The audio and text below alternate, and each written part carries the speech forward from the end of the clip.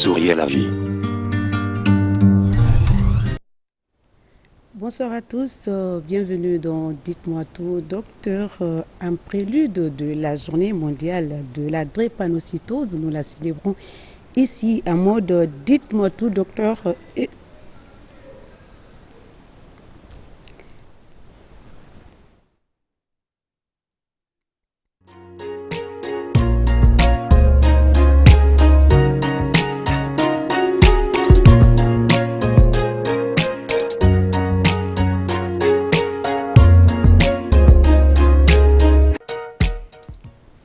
Nous nous excusons de cette interruption et au débordement de notre volonté. Bonsoir à tous, bienvenue dans Dites-moi tout, docteur. Un prélude de la journée mondiale de la drépanocytose, nous la célébrons ici en mode Dites-moi tout, docteur. Et nous recevons à cet effet le directeur fondateur du centre médical SOS Drépanocyse Anongo, docteur Mamadi Dramé, et mademoiselle Fatoumata Binta Diallo, étudiante en journalisme. Pour rappel, la journée mondiale de la drépanocytose est célébrée chaque 19 juin de chaque année. L'occasion donc est mise à profit pour les acteurs de la santé de mobiliser, sensibiliser et dépister à grand nombre. Et la Guinée n'est pas en reste de cette célébration de demain. Nous en parlons vivement avec nos invités. Dans la deuxième partie, donc, vous pouvez nous appeler au 620 58 90 73. Comme d'habitude, nous posons des questions et nous revenons à vous, cher public.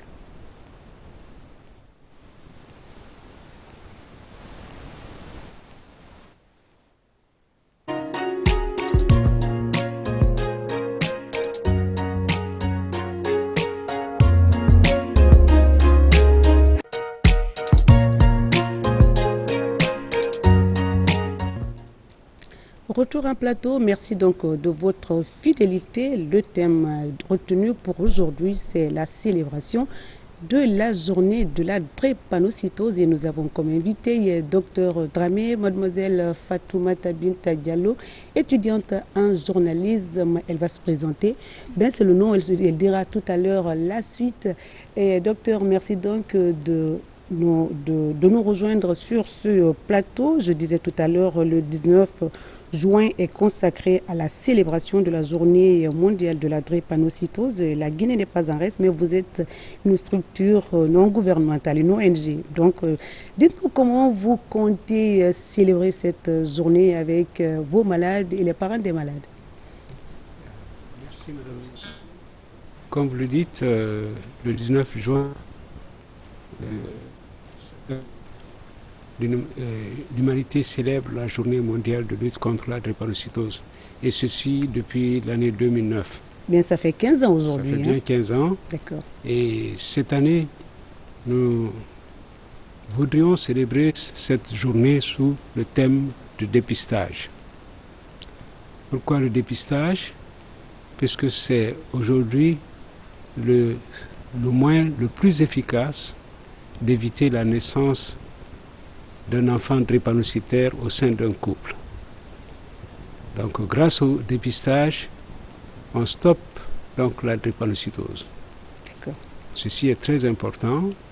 Et il y a très peu de maladies qu'on peut éviter, comme celle-ci, par un simple dépistage et un conseil génétique. Donc, c'est un outil qu'on devrait utiliser de façon très large pour éviter de mettre au monde des enfants malades qui n'ont pas voulu, malgré eux, et qui vont souffrir toute leur vie avec leurs parents, bien sûr, et pratiquement tout l'entourage familial, aussi le personnel médical qui est confronté tous les jours à recevoir ces malades, souvent dans des situations très difficiles, catastrophiques, en situation de douleur, en situation d'anémie, et où il faut aller très vite et efficacement pour éviter le pire. Bien, vous l'avez dit tout à l'heure, on peut éviter la maladie du moment où on peut le faire. Il faut mettre l'accent sur le dépistage et aussi les examens prénataux. On en parle tout à l'heure pour éviter la maladie. Docteur, il ne faut pas qu'on oublie notre petite invitée qui est là. Et apparemment, elle est trop jolie, très jolie. Et puis, elle va nous dire qu'elle est drépanocytaire, malheureusement. On t'écoute, mademoiselle Diallo. Je dis d'abord bonjour à vos millions de téléspectateurs et merci de nous avoir invités sur ce plateau. C'est tout un honneur et tout un privilège pour nous. Alors, comme vous l'avez dit, je suis Fatoumata Binta Diallo, étudiante en licence de journalisme et drépanocytaire du type PSS, et aussi fondatrice du réseau d'action contre la drépanocytose, donc qui est une association qui œuvre dans la lutte contre la drépanocytose. Très bien. On va mettre encore l'accent sur cette association parce que c'est important que les malades, les tout petits surtout, se fassent accompagner par des parents dans une association qui perdure. Hein. On a vu des associations qui naissent et qui disparaissent à un moment donné. On ne veut pas ça. Et comme les journalistes, elle saura quand même sensibiliser et créer des canaux de communication pour rassembler et garder les membres fondateurs et tous les autres membres d'ailleurs. Bien sûr. Alors, docteur, le thème retenu, vous avez dit le dépistage, c'est le thème retenu pour le centre SOS Drépano Guinée. Alors, pourquoi ce choix? Vous l'avez dit, afin d'éviter la maladie de façon très claire. Alors, comme dit l'adage, mieux vaut prévenir que guérir. Et la drépanocytose se trouve cette maladie qui est difficile à guérir. Avoir une guérison définitive amène beaucoup de moyens. Pas seulement des moyens, mais aussi c'est l'accès à la technique de la guérison définitive n'est pas encore pour nos pays d'Afrique, puisque ça se repose sur une technique qu'on appelle greffe de moelle osseuse. Absolument. Qui demande des conditions très très techniques, de humaines et financières assez lourdes. Parce qu'il faut trouver des donneurs compatibles dans le système qu'on appelle système HLA. Donc il faut trouver ça dans la fratrie. Et il faut réaliser cette greffe dans un contexte, dans un environnement médico-scientifique élevé. C'est pourquoi il n'y a aucun pays d'Afrique noire, en dehors de l'Afrique du Sud, peut-être, qui pratique cette technique-là. Par contre, les moyens de prévention primaire, c'est-à-dire éviter la naissance d'enfants drépanocytaires, est à la portée de tous les pays, qui repose sur un prélèvement de sang, une analyse, un résultat et en fonction du résultat, un conseil génétique. Donc quoi de plus banal si vraiment les gens sont informés et responsabilisés. Puisque une maladie comme la drépanocytose, c'est une maladie génétique, une maladie héréditaire, transmise des parents qui sont des porteurs sains, qui ne savent pas qu'ils sont porteurs. Donc, ils ne sont pas informés de leur statut d'être porteurs. Et il faut la condition aussi pour qu'il y ait un enfant drépanocytaire malade dans une famille, il faut que les deux parents soient des porteurs sains. Soit que l'un peut être de type AS, l'autre aussi de type AS, ou bien l'un peut être de type AS, l'autre de type AC. Ce qui peut donner dans ce cas, lorsque le parent qui a le S ou les deux parents qui ont le S apportent chacun un S à l'enfant, l'enfant devient SS, devient malade. Dans l'autre forme, un des parents est AS, l'autre est AC. Donc un des parents donne le S, l'autre donnera le C, et l'enfant aura la forme SC. Cette forme-là aussi, c'est une forme grave, une forme de maladie. Donc ces deux cas-là donnent naissance à des enfants malades. Mais la forme la plus grave, sévère, c'est la forme SS. Alors, ainsi, qu'est-ce qu'il faut faire? Il faut informer d'abord largement le public que cette maladie existe. Elle se manifeste par des douleurs, certes, par de l'anémie, par le manque de sang, et elle dure toute la vie, puisqu'elle vient du gène, de la racine même du sang. Donc, sans cette technique de greffe, il n'y aura pas de guérison. Et ainsi, l'enfant va souffrir toute sa vie et exposé à des situations parfois de complications infectieuses, de complications de manque de sang et des insuffisances si l'enfant il arrive à atteindre un âge adulte ou adolescent, et il va s'en suivre tout le temps à la suite des crises répétées, des insuffisances au niveau des organes comme le cœur, le foie, les reins, les poumons et les os. Même des troubles visuels. En fait, tous les organes peuvent être atteints et compliqués. Très bien.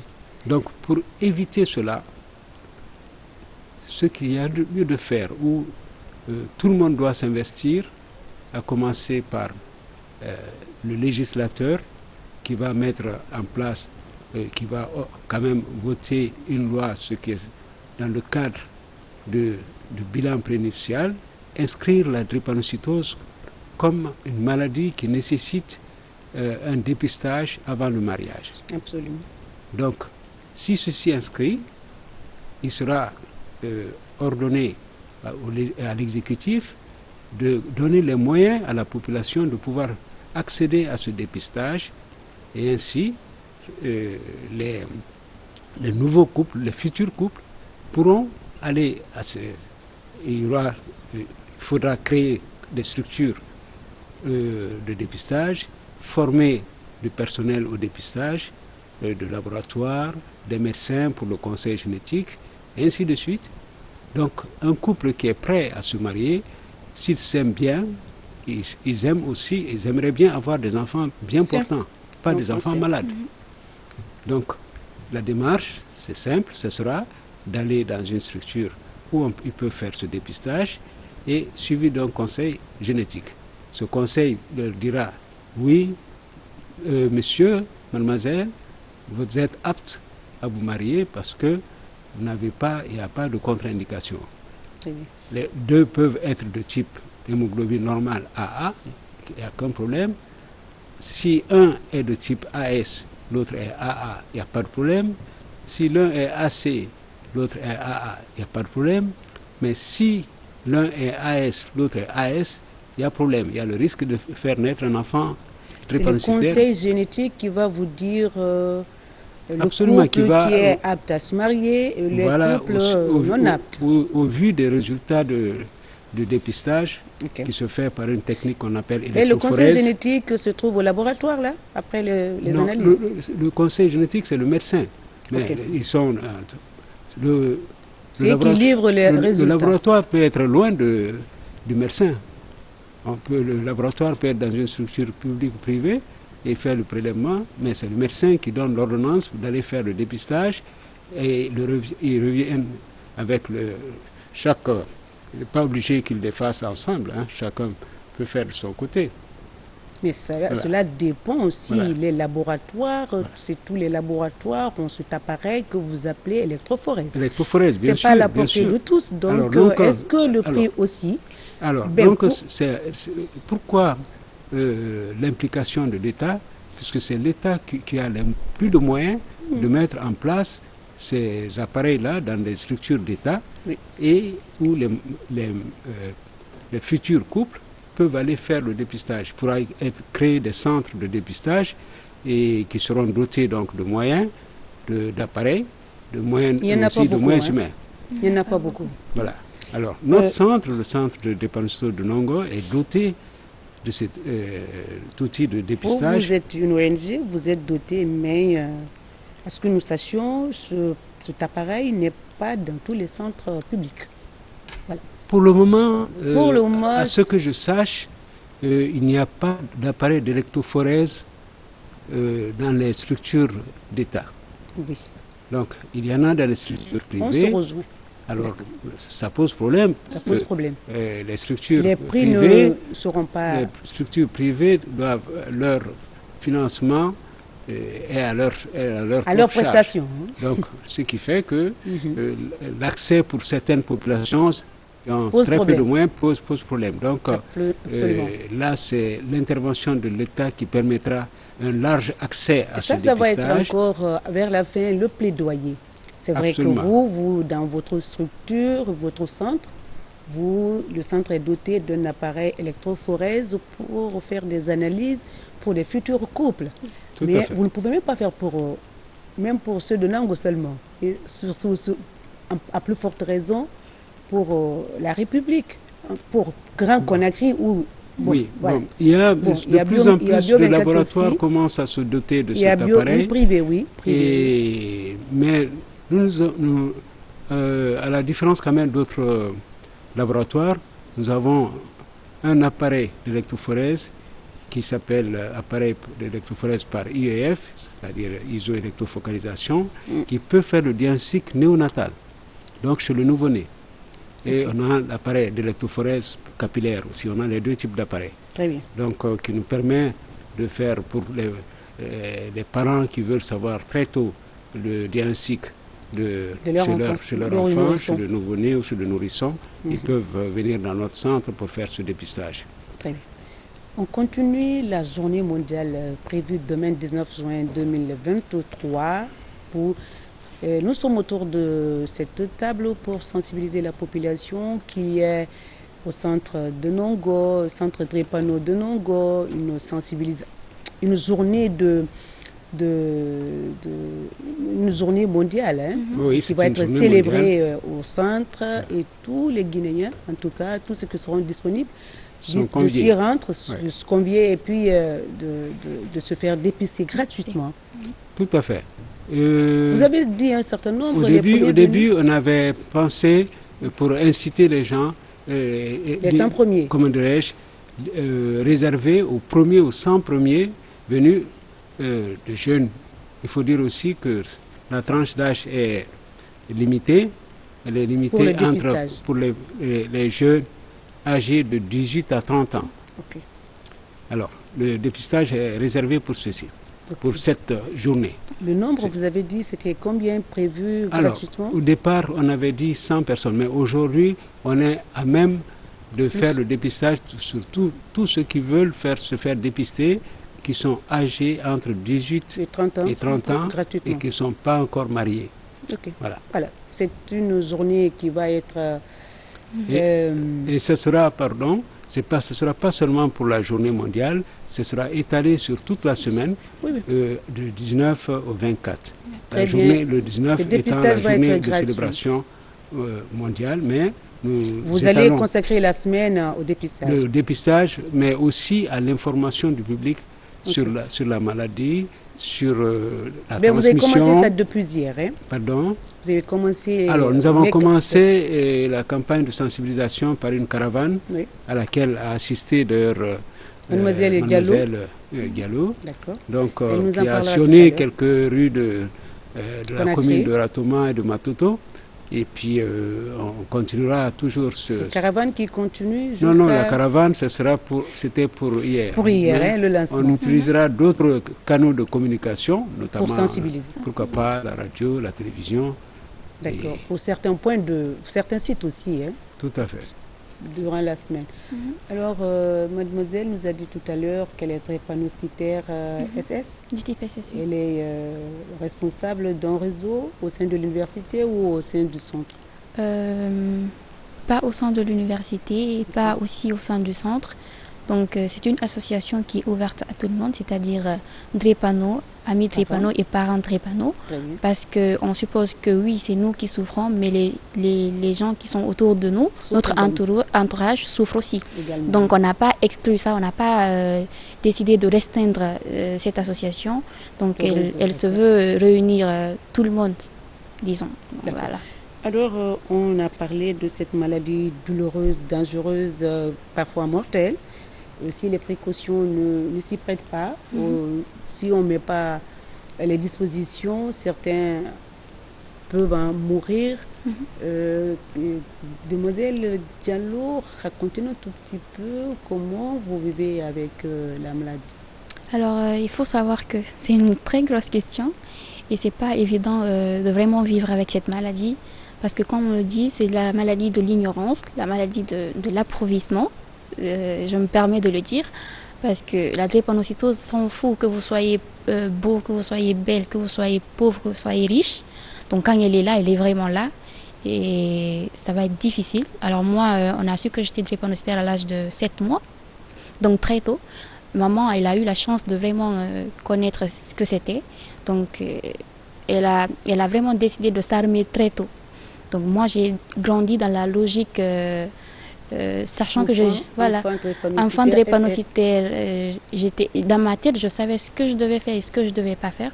Parce qu'à chaque fois que je voulais peut-être... Il y a beaucoup de restrictions à ce niveau pour les enfants. Beaucoup, oui. Pour les enfants turbulents, surtout les jeunes garçons. Justement, donc tu as envie de faire comme tes amis, tu as envie de jouer, d'aller au foot, faire du basket et tout. Mais après, tu n'as pas la même capacité que tes amis, donc il faut aller à ton rythme. Donc nous, par exemple, moi, je n'ai pas vraiment eu une enfance comme celle des autres. Il fallait tout le temps que tu sois à la maison, que tu sois protégé, que tu prennes soin de toi. Donc c'est pas évident. Mais ça va, on a su gérer jusqu'ici. Et avec mes études, c'était pas du tout facile. Parce que tu peux faire 1 mois à la maison, 2 mois à la maison sans aller en cours. Et tes amis sont là-bas, ils sont en train d'étudier, et toi tu es à la maison, tu es tout le temps malade, tu es entre l'hôpital et la maison. Donc ça n'a pas été facile, mais moi je pense que c'est aussi le soutien de mes parents, le soutien de mon entourage qui a permis que je sois là. Parce que même si j'étais à la maison, mes amis prenaient toujours les leçons et les écrivaient dans mon cahier ou m'envoyaient toujours une photo, me disent bah Binta, tiens, tu peux réviser avec ça. Donc à partir de la maison, j'étais peut-être pas présente en classe, mais j'arrivais à m'en sortir petit à petit. Assez de cours, quoi. Voilà, justement. Voilà, docteur, c'est vrai, on a parlé les étapes pour éviter la maladie, sensibilisation en premier lieu, faire les examens, deuxième lieu, et puis un conseiller génétique pour dire tel couple est apte à se marier et tel couple n'est pas apte, c'est vrai. Souvent, vous parlez des crises de douleurs. Est-ce que la structure, votre ONG SOS Drépano a une collaboration avec le Centre national de transfusion? Parce que le problème se pose souvent quand il y a crise de sang. Et les crises de sang, on le sait, ça cause souvent des complications, parfois même. Voilà. Très bien. Pour cette question, je répondrai que oui. Nous avons, avec le Centre national de transfusion sanguine, établi un partenariat qui date maintenant de plus de 3-4 ans, qui stipule que tout drépanocytaire que nous diagnostiquons, nous lui délivrons un certificat médical attestant que cette personne est drépanocytaire de type SS ou SC et qu'elle est suivie chez nous, la personne est suivie chez nous depuis telle date, la date est précisée dessus, et ainsi, grâce à ce certificat-là, et le résultat de son examen d'électrophorèse, il en fait une copie de chaque, il présente cette copie-là au niveau de la direction du centre de transfusion, et le centre de transfusion, en retour, lui délivre un certificat médical de prise en charge transfusionnelle.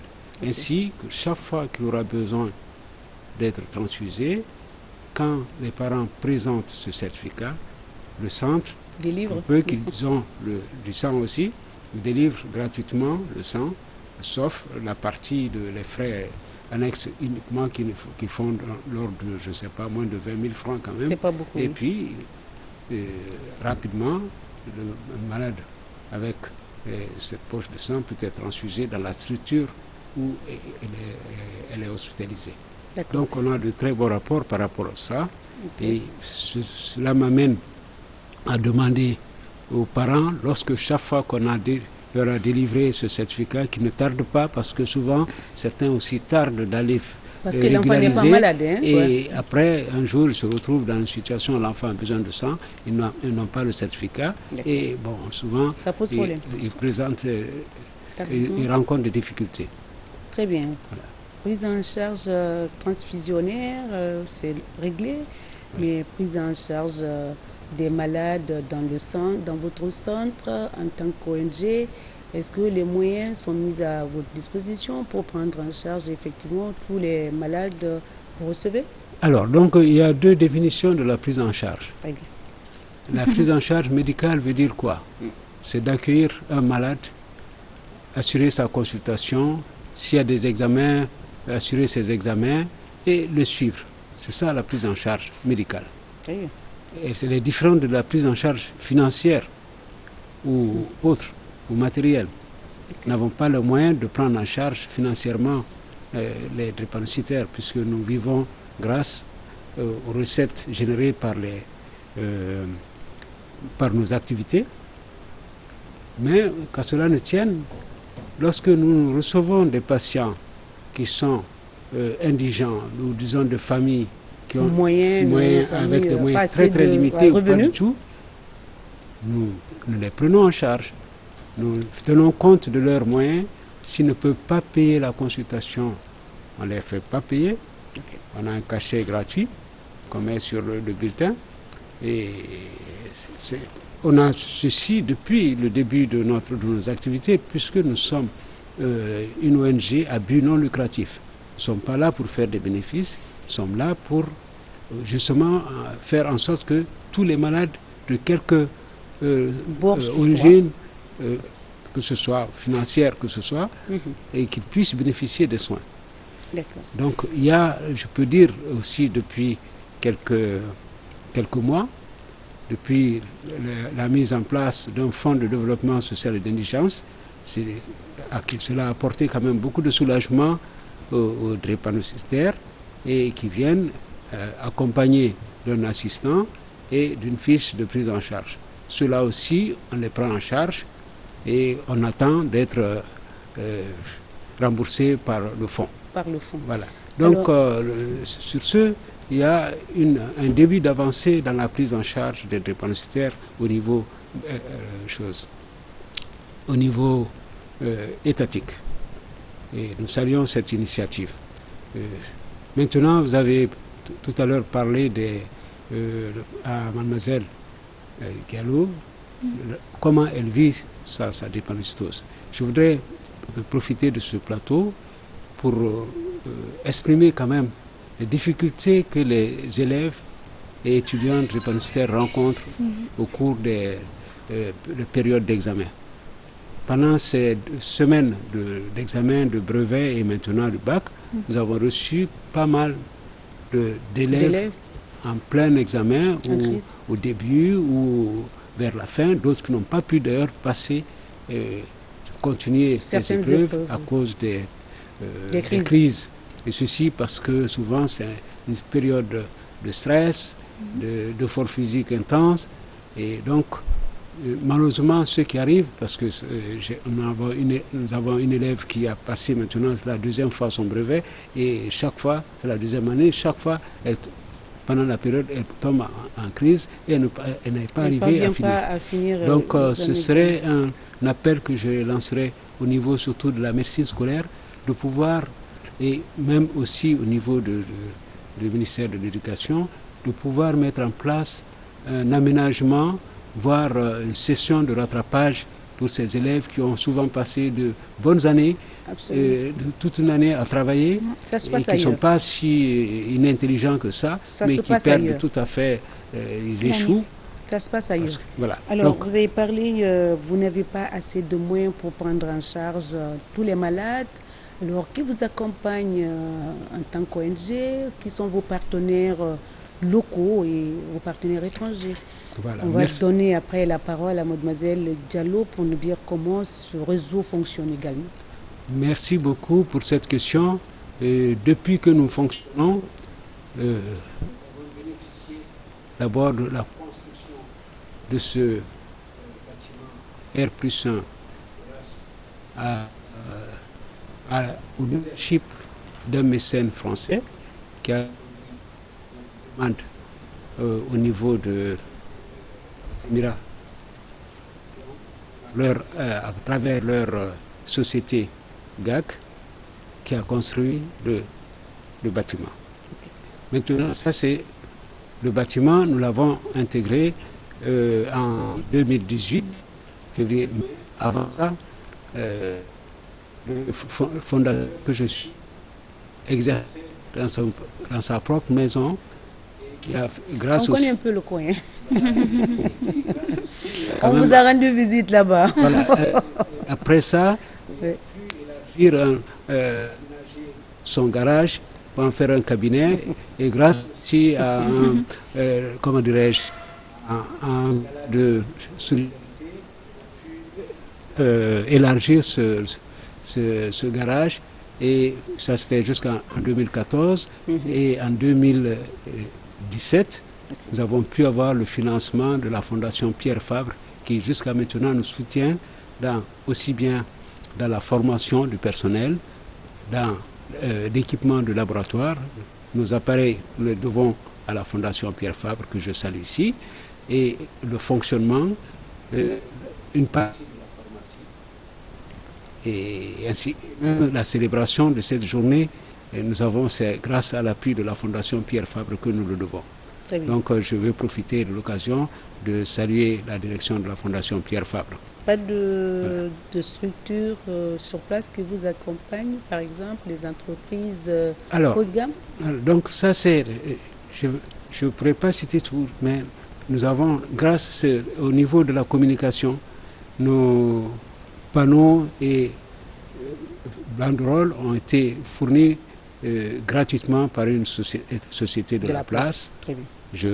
Je nommerai, c'est Grand Horton, donc que je remercie aussi vivement. Et donc, mais des gens toujours de bonne volonté, des personnes de bonne volonté nous accompagnent. D'accord. Très bien. Personnes de bonne volonté accompagnent Centre SOS de Drepano de Nongo. Vous serez les bienvenus pour accompagner les malades dans la prise en charge. Mademoiselle Diallo, le réseau fonctionne comment? Une plateforme est créée? Sur quoi vous communiquez de façon générale? Sur quoi vous sensibilisez les autres membres qui ne sont pas à Drepano, qui sont avec vous? Alors, je tiens à préciser que c'est une nouvelle association qui a vu jour il y a à peu près un mois, donc c'est très récent. Donc c'est très récent. Mais avant ça, je m'étais déjà engagée à faire de la sensibilisation parce que j'avais une page Facebook où je faisais tout le temps des vidéos, où je faisais des textes pour vraiment sensibiliser les gens. Donc moi, la majeure partie des gens de mon entourage ont su c'est quoi la drépanocytose à travers ce que je disais, parce qu'il faut savoir que c'est pas un tabou et ça doit pas être un tabou. Il faut que les gens soient vraiment informés sur ça. Donc l'association est là justement dans le but de sensibiliser, d'informer et aussi d'éduquer la population sur les questions de la drépanocytose. Donc on a beaucoup d'activités qu'on a en vue, qu'on veut mettre en place. Et justement, avec l'aide de Dr Dramé, donc avec une collaboration du centre, on va mettre en place plusieurs activités, justement à l'occasion de la semaine de sensibilisation, notamment la journée thérapeutique, qui se veut être une journée où les drépanocytaires auront leur espace pour venir expliquer comment ils vivent la maladie, est-ce que leur famille leur soutienne, comment ça se passe leur insertion socio-professionnelle, parce qu'on assiste aujourd'hui à beaucoup de difficultés. Étant drépanocytaire, on te dit tout de suite que tu ne peux pas faire certaines choses. Donc on a beaucoup de choses comme ça et on veut également sensibiliser nos parents, parce que parfois la gestion des enfants drépanocytaires n'est pas tant que ça. Donc on va essayer de faire une sensibilisation en langue pour leur permettre de vraiment savoir ce que c'est. Donc on a plein d'activités comme ça qui verront jour. Aussi mettre des points focaux à l'intérieur. Justement. Parce qu'il y a des régions qui sont réputées pour avoir un taux très élevé de cette pathologie. Docteur Dramé, vous avez dit tout à l'heure les difficultés, vous les rencontrez. Est-ce qu'on peut savoir le type de difficultés que vous rencontrez avant d'afficher le numéro, le 620 58 90 73 pour la deuxième partie. Pour les téléspectateurs, vous posez des questions sur le thème du jour, la drépanocytose. En termes de difficultés, nous en rencontrons, pas des moindres, puisque quand vous imaginez un pays comme la Guinée qui a 13 millions d'habitants, peut-être plus, et qui n'a qu'une structure, seule structure de référence. Vous êtes la seule ONG sur place, drépanocytose? Au niveau, en tout cas, en tant que structure fonctionnelle, opérationnelle, il y a des ONG, bien sûr, mais notre ONG est médicale et s'inscrit dans les activités de consultation, de soins, de prévention, de formation. Et donc aujourd'hui, nous recevons des malades de toute la Guinée. D'accord. Et donc nous sommes passés de 1500 patients comme cohorte en 2018. Nous sommes à plus de 7000 patients aujourd'hui qui fréquentent le centre. Avec une moyenne de 2000 par an. Donc, le centre, les capacités du centre n'étaient pas prévues pour accueillir tout ce monde-là. Donc, c'est pourquoi nous avons besoin de subventions de la part de tous ceux qui peuvent nous aider. Pas seulement l'État, mais de tout le monde, de toutes les personnes de bonne volonté. Nos capacités risquent d'être complètement limitées, noyées par le flux incessant de malades. Très bien. Donc, ceci est très important. Donc, c'est un appel que nous lançons. C'est pour cela que nous entendons. On va revenir sur cet appel tout à l'heure. Voilà. On va revenir sur ce message poignant que vous allez faire passer vers la fin. On a rencontré des personnes vivantes avec la maladie. On va écouter leurs témoignages et la maman des enfants drépanocytaires. Si l'élément est prêt, on va suivre et revenir sur le plateau. Okay. Moi, je suis diplômée sans emploi, mariée, mère de 6 enfants. Les 6 enfants, 2 qui sont malades du type SS, j'ai 2 qui sont du type AS et 2 autres qui sont du type AA. C'est vraiment difficile de vivre avec des enfants tout le temps malades, tout le temps anémiés, ils ont tout le temps des problèmes. On ne peut pas dire que c'est un tel moment ou tel moment, mais les crises peuvent venir subitement d'un seul coup, même la nuit tardive, matin bonne, donc ça vient à tout moment. Tu peux envoyer ton enfant et te dire que si tu n'as pas le sang dans 1 heure, ton enfant risque de mourir. Donc c'est vraiment des difficultés qui m'ont même empêché d'évoluer dans l'activité professionnelle. En 2012, j'ai commencé à constater la maladie qui perdurait avec mes enfants. Donc de l'hôpital en hôpital, dans les cliniques, je faisais des va-et-vient, mais c'était vraiment difficile. Il n'y avait pas un centre, disons, national. Je pouvais rester avec elle dans un hôpital pendant 1 mois. À l'été, on me dit que l'enfant n'a pas de sang, l'enfant n'a pas ceci, n'a pas. Donc il y a une grande souffrance. Ce ne serait-ce qu'en 2015 que Dieu m'a aidé. Il m'a fait rencontrer avec Dr Dramé. C'est lui maintenant qui suit mes enfants. Donc, en ce qui concerne la journée mondiale, c'est une bonne chose parce que c'est un moment pour nous de nous regrouper, d'avoir des conseils. En tout cas, c'est une journée pour nous. Quand on dit journée mondiale, c'est donc tout se passer dans cette journée. Parce que même les personnes les moins informées peuvent avoir l'opportunité ce jour-là de venir savoir ce qui se passe réellement. Parce que vous n'êtes pas sans savoir que c'est une maladie qui fatigue, mais qui est méconnue encore de la population. Raison pour laquelle les journées de dépistage, il faut respecter ça quand même. Parce que c'est ça seulement qui pourra nous aider à freiner la maladie. Le plaidoyer que je vais faire, c'est d'abord à l'État, aider la population. Parce que dans les autres pays, il y a au moins des centres pour cette maladie. J'ai été au Sénégal avec mes enfants pour ça. Mais quand tu pars, ils te disent comme tu n'es pas sénégalais, donc on ne peut rien faire. Donc il faut ça aussi chez nous ici. C'est ça, seulement ça qui pourra nous soulager. Donc ce que je peux lancer aux autorités, c'est de faire face à ce problème-là, à ce fléau. Parce que ça peut arriver à n'importe qui. Ça peut arriver. Si le dépistage n'est pas fait à temps, ça peut arriver. Et c'est la seule chose qui pourra faire freiner la maladie. La drépanocytose, c'est une maladie vraiment dangereuse qui fait souffrir. Vivre avec la drépanocytose, c'est vivre avec la peur tous les jours. Parce que tu es là, quand tu te couches, tu as peur de te réveiller en état malade. Vivre avec la drépanocytose, c'est vivre avec l'angoisse. Étant jeune drépanocytaire, tu ne peux pas faire tout ce que tes amis font. Tu ne peux pas participer à certaines activités physiques parce que tu as peur de tomber malade. Et parfois même en voulant faire autre chose, la famille te déconseille si tu es jeune parce que tu ne connais pas ce qu'il est mieux pour toi ou pas, tu te demandes pourquoi. Pourquoi moi? Pourquoi moi? Au niveau des dépistages, c'est vraiment, vraiment important. Pourquoi? Parce que sans dépistage, tu ne connais pas ton statut drépanocytaire.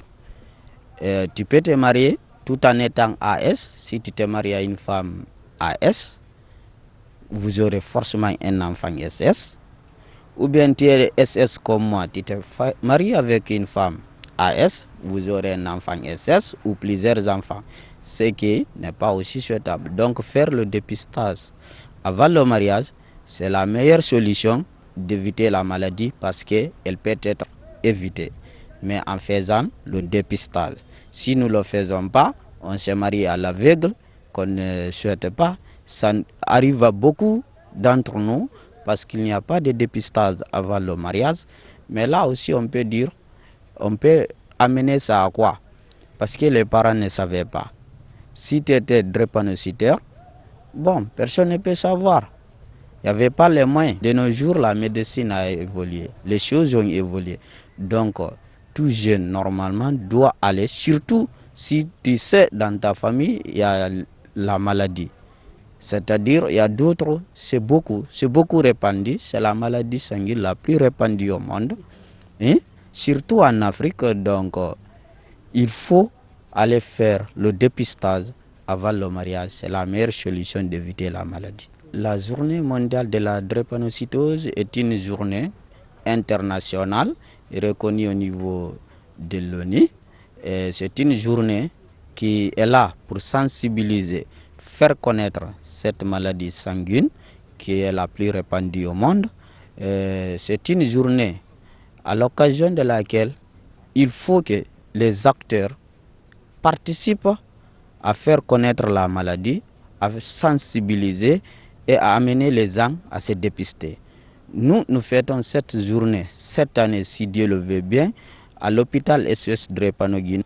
Nous allons fêter cette journée en faisant des sensibilisations, des dépistages. Nous invitons à tout un chacun d'aller faire le dépistage, d'aller voir ce qui se passe là-bas pour comprendre vraiment c'est quoi la maladie. Le message que je vais lancer, je vais demander aux autorités de nous venir en aide. De nous venir en aide parce que c'est une maladie vraiment dangereuse. C'est une maladie, si tu n'as pas de suivi, la vie n'est pas facile. Tu peux vivre avec des séquelles. Au pire, tu peux mourir dans sous peu de temps. Donc nous demandons de l'aide aux autorités compétentes. Nous demandons de l'aide à toute personne de bonne volonté. Nous demandons de l'aide aux ONG. C'est une maladie qui rend pauvres les parents. Merci à l'SOS Drépano-Guinée. Merci à Dr Mamadi Dramé. Retour en plateau, on a écouté nos témoignages. Madame Diallo Dienabou, qui a mis l'accent sur la mise en place des centres, et Bagdé Karim, qui pense qu'il faut faire connaître la maladie, et d'où la mise en place de ce réseau, mettre les points focaux dans les grandes préfectures. Docteur, c'est vrai que cette maladie, on a mis l'accent, comme on vous rejoigne, hein, le dépistage comme thème de l'année, de demain. Il faut dépister afin d'éviter la maladie. Aujourd'hui, les enfants qui naîtront après 2023 peuvent accuser les parents parce que les dispositions, on peut prendre des dispositions pour ne pas mettre des enfants malades. Très rapidement, le numéro est affiché, le 620 58 90 73. Les téléspectateurs vont nous appeler, mais avant, est-ce que vous avez rapidement des projets en perspective? Parce que c'est vrai, tout se passe à Conakry et Conakry ne doit pas être seulement... c'est pas seulement à Conakry, on doit faire des activités. Voilà, il faut aller vers les grandes préfectures, des perspectives dans ce sens. Alors, les perspectives, bientôt, j'espère, hein, au mois de juillet, nous allons pouvoir faire une formation des formateurs à Kinya. Qui sera adressé aux médecins, cliniciens des hôpitaux régionaux, afin de les initier à la connaissance de la maladie à la reconnaissance des manifestations, à pouvoir faire un dépistage et suivi de base. Très bien. Donc, ceux-ci seront appelés, aussi former des agents dans les différentes préfectures. Ça, c'est pour la première étape. Et grâce aussi au soutien toujours, ça c'est au niveau de l'État, et ceci est financé par l'OMS. Et nous, financé par la Fondation Pierre Fabre, nous allons pouvoir faire aussi de la formation toujours, et avec pour objectif des structures, certaines structures en moins de dépistage et de suivi des malades. Et on commencera par les deux régions qui sont d'où viennent la majorité de nos malades, à savoir la Moyenne et la Haute-Guinée. Donc ça, ce serait pour 2020. Inch'Allah. Voilà. En perspective des projets et avant le prochain appel, on a raté un. Pour alors, le réseau on a Diallo beaucoup. plutôt. Diallo, oui. On a beaucoup. Avec Diallo, on te coupe. Je te coupe la parole d'abord. Okay. Il y a un appel, c'est la deuxième partie. Les téléspectateurs vont poser et puis on va. Allô? Allô? Allô? On continue. Alors, par rapport aux activités en perspective, oui. Il y aura beaucoup d'activités, mais on va plus s'accentuer sur la sensibilisation, sur l'information et sur l'éducation sur la drépanocytose.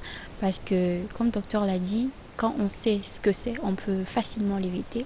Donc, les gens ont vraiment besoin de savoir qu'est-ce que c'est, comment ça se passe et comment on peut l'éviter. Donc, on va plus s'accentuer sur la sensibilisation et on va également mettre en place nos différentes activités, justement, qui vont permettre aux drépanocytaires.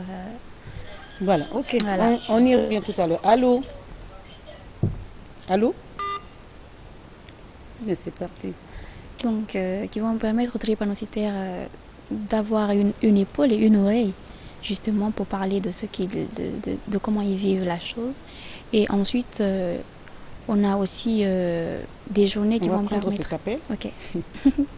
C'est la deuxième partie. On est obligé. Allô? Allô? Oui. Comment vous allez, messieurs? Bonsoir, votre nom? Vous nous appelez d'où? Oui, j'appelle Sankumbaya, Sangari. D'accord, monsieur Sangari, nous vous écoutons. Oui, je suis votre émission, c'est une très belle émission. Merci beaucoup. Moi, je voulais juste vous demander de penser aussi aux personnes qui souffrent de la migraine. Aujourd'hui, il y a beaucoup de personnes qui souffrent de la migraine. Donc, je veux que votre prochaine émission soit basée aussi sur la migraine, quoi. C'est ce que vous sollicitez. On a un planning à respecter, mais on va tenir compte, on va noter très prochainement.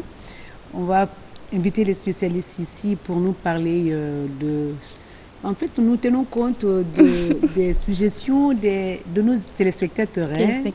On prend note. Allô? Allô? Éloignez-vous de votre poste téléviseur. Oui, madame, messieurs, vous nous appelez d'où, votre nom? C'est M. Diallo, je vous appelle depuis la T6. Monsieur Diallo, nous vous écoutons.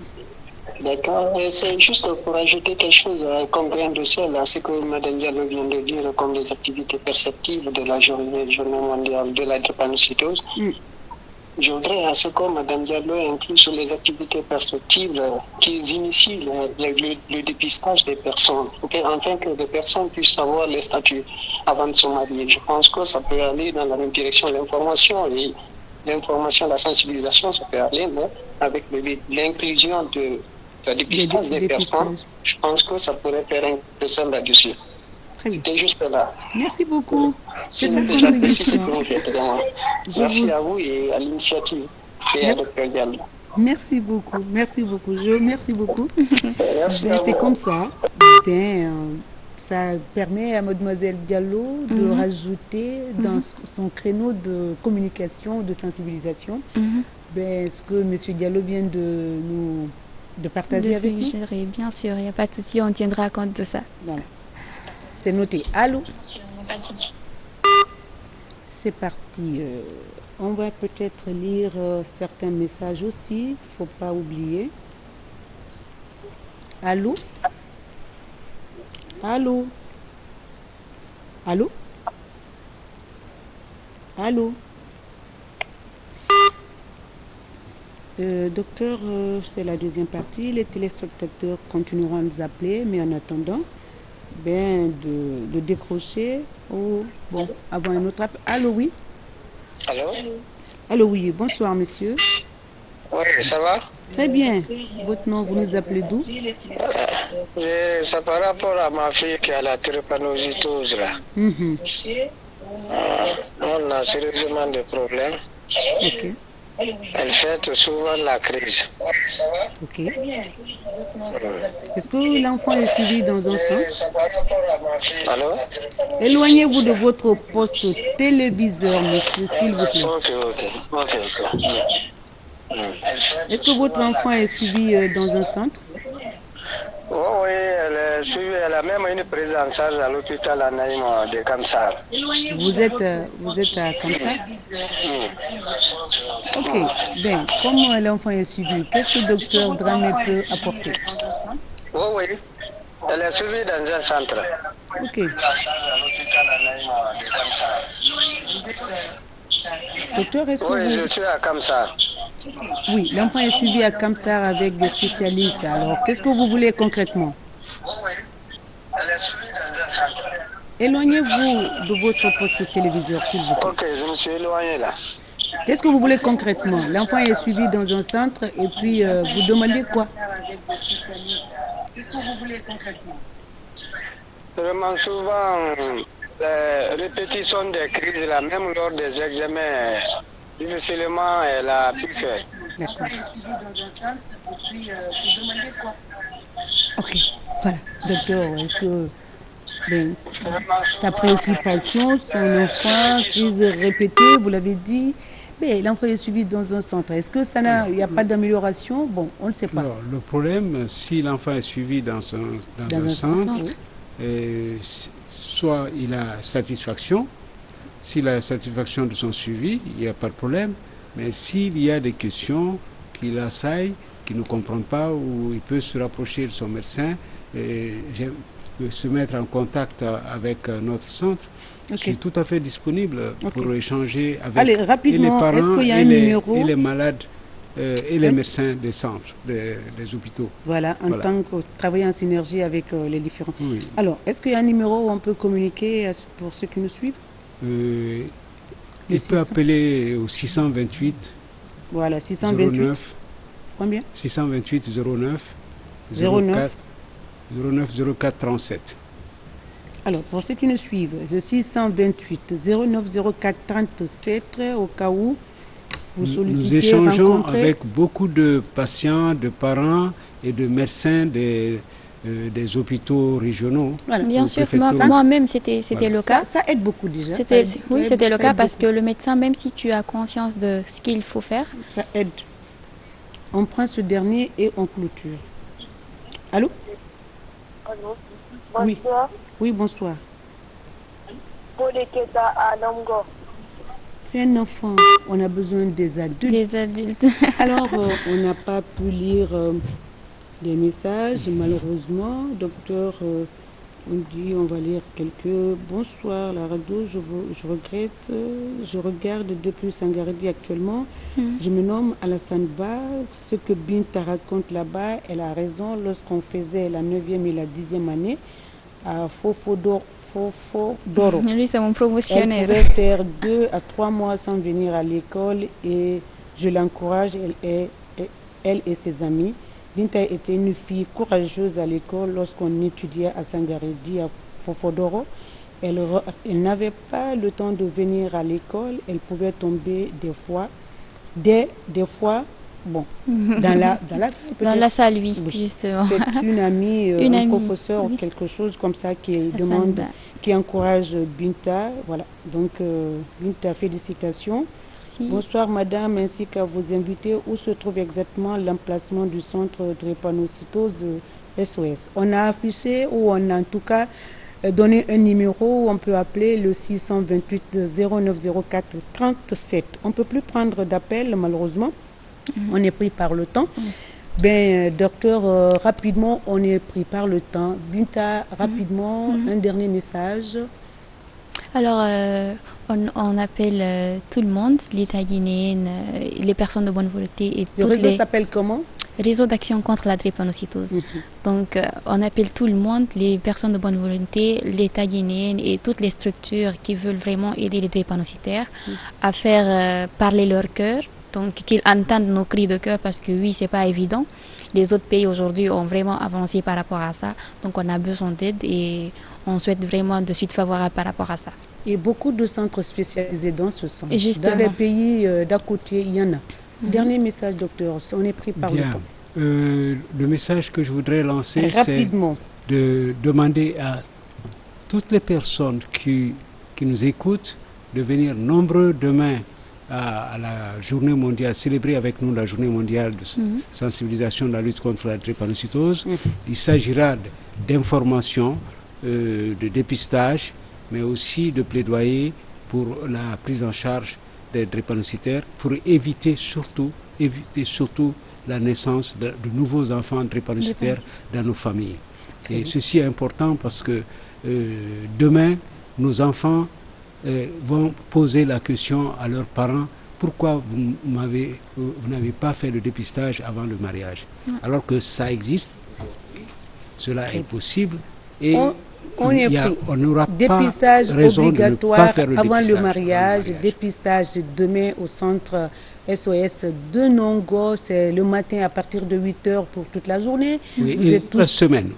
Voilà, durant la semaine, de lundi, samedi au 24. Donc tout le monde, tous ceux qui vont se déplacer sont donc conviés. Je rappelle, nous étions avec Dr Mamadi Dramé, directeur fondateur du centre Drépano SOS de Nongo, et mademoiselle Fatmata Binta Diallo, étudiante en journalisme, qui était donc avec nous. On se retrouve la semaine prochaine, comme on l'avait annoncé, notre co-animateur Maro Foba. Le thème de la semaine prochaine va porter sur la tuberculose. D'ici là, prenez soin de vous, à vos plumes et bloc-notes. Merci beaucoup.